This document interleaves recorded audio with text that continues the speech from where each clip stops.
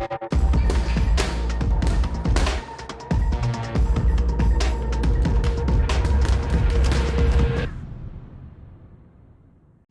King Media in association with Boxro. Delighted to be joined by Fabio Wardley. Fabio, you just finished your training session. I don't think you've done anything for a while, but before we speak about that, and how was your Christmas and New Year? Yeah, good. It was good, thank you. Nice one with the family after a long camp, long training, big event. It was nice to have a few months of just away time, family, friends, back to some normality. What is normality for Fabio Wardley? It's just being at home, being around family and friends, just going out for dinner, just seeing them chilling, sitting in, just being around the boys and that, watching football on the weekends, going to the town games, bits like that. Just trying to just be a normal person back in society. Good man. Let's jump straight into it. Obviously, like you're in a crazy position where you've kind of been in charge of your own destiny, picking your fights, picking what deals you have, etc. And it's kind of worked out great for you. You've got the British title still. You just had your fight in Saudi. So just tell me a little bit about your Saudi experience. How was it? Because it was your first time. Yeah, it's fantastic. It was fantastic. It was a real. I said it probably 1,000 times while I was there, but it was a spectacle. Like, it was a mental event. It was everything they did, however event they put on, it was 10 times more extravagant than you ever thought it would have been. Or I always think back to that moment where they got all kind of the legends, current, past, and future legends all coming together in that massive photo. And being stood there and just looking to my left and seeing like Mike Tyson, Roy Jones, and then Ronaldo is there and just all sorts. So it was just it almost added a different level of difficulty for a fight week to try and not get lost in the moment of all the kind of the fantasy of it all, really, and the hype of it and how big the event was, and just try and stay on point and stay on key. I hate having to say this, and I bet you're probably bored of hearing it, but again, people always bring up your background. I used to be a white collar fighter, etc. To however many years was that, if you can remember back, if you think back to yourself, literally, what I'm guessing, less than 5 years ago, from that to mixing with all them people in Saudi, getting life securing money and defending your British title. That sounds crazy, don't it? Yeah, it's a wild story. I have two sides to the coin of that kind of white collar tag, because I'm not that fussed about it. I don't really care for it, but I also quite enjoy it because I like that I can be used as a reference point of, oh, look, you can do, or you can be at least successful and make something of yourself within boxing in an unconventional route or an unconventional way. Obviously, the ABA system is there in place. It's produced some great athletes. That goes without saying, but sometimes there's alternatives, sometimes there's outliers, sometimes there's different people doing it a different way, and I like that I'm a forefront of those to be able to go, look, hang on, look, I didn't do it the quote unquote proper way, but dedicated myself to the sport. I love it, committed to it, and I'm doing not half bad. I think you're doing more than not half bad. Obviously, you got the date in Saudi. You won in convincing manner. There was a bit of argy-bargy after the fight from David. How have you guys been since? Have you met each other? Have you spoken? Is it on better terms?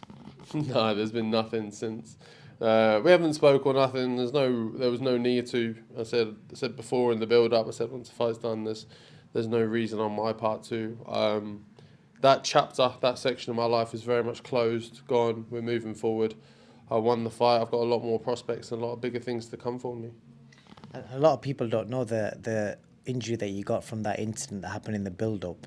Without going too much into it, that was way worse than people even knew about. So credit to you for sticking to your guns, getting that date, and because it must have been an issue in your preparation. Yeah. Needing surgery 6 weeks out from a fight is never ideal. It prevented me from training properly for a while, like just at all. Prevented me from sparring next to entirely. I only had a week's worth of sparring a week before the fight. So yeah, it got in the way, but also adds fuel to the fire, builds a bit of resilience in you, and makes you kind of bite down in those moments in the fight where you've got a bit more to kind of grit through and fight for. must let you know as well on a self-perspective level that how good you are for you to win that fight with hardly any preparation and obviously having surgery, etc. With all that pressure, defending your belt in Saudi Arabia and making sure you try and win so you stay on in this competition or like big fights there. Yeah, it does. It's that is what it is almost. It's like a winner stays on kind of thing. And you've got to battle through certain moments and certain things, and I'm glad I've come through those because, like I say, it builds more resilience in you that you can look back and go, you know what, I got through that with barely any training. So imagine how good a performance I can put on. Imagine how good I can look under the lights when I'm able to have a full camp, when I'm able to put myself through my paces properly and really dedicate myself. What is next? And am I right in saying you're still kind of controlling your own destiny, doing everything fight by fight?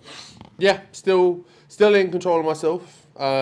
Still playing high risk, high reward with it. Obviously, it's great when you're winning. Everyone wants you, but if the unfortunate, unlikely thing comes that I start losing, then obviously you're left to the wayside. But I like to gamble and always back myself, and that's where I am at the moment. So we're playing around with having different conversations with different people about a few dates and different things. It's all a bit in the air at the moment, and there's nothing particular locked in. We're just having a look at the landscape, see what fits best for me, and where we think is the best direction to go, and then we'll move from there.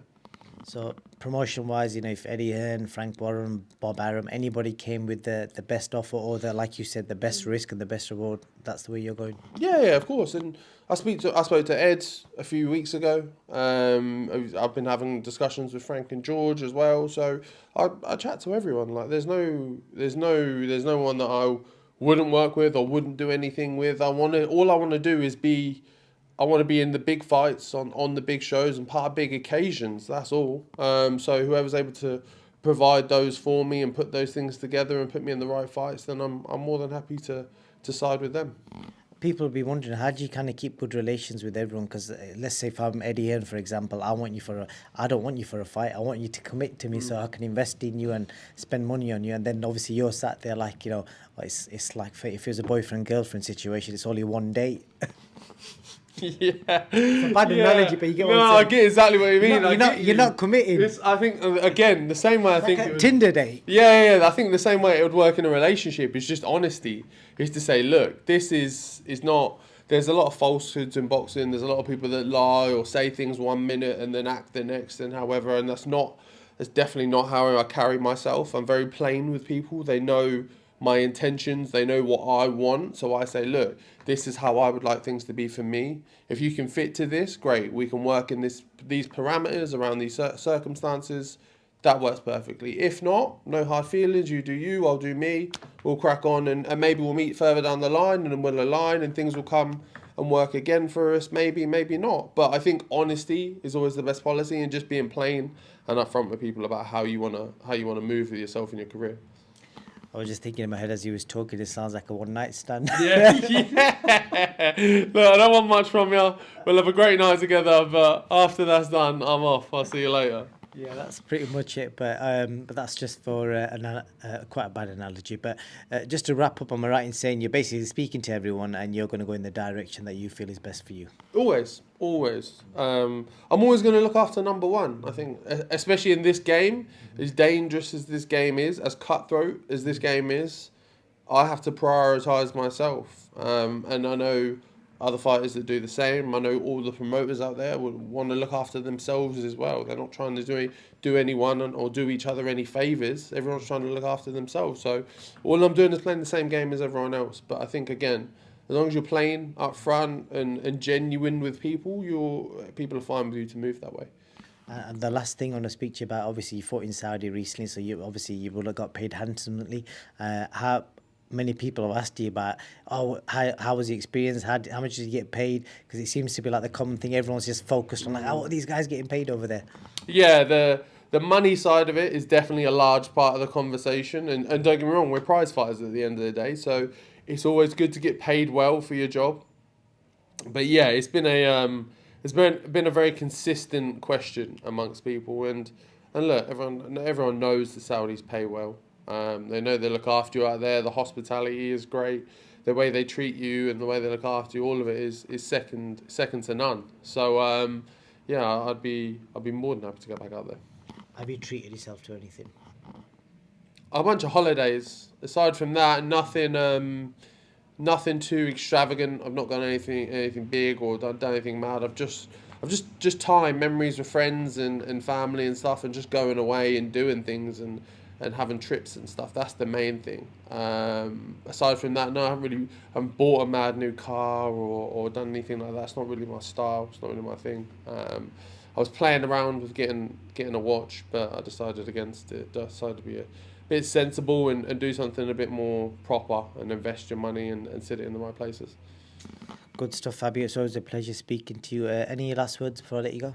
No, just thanks for coming down and look forward to seeing you again. Hopefully in Saudi. Thank you.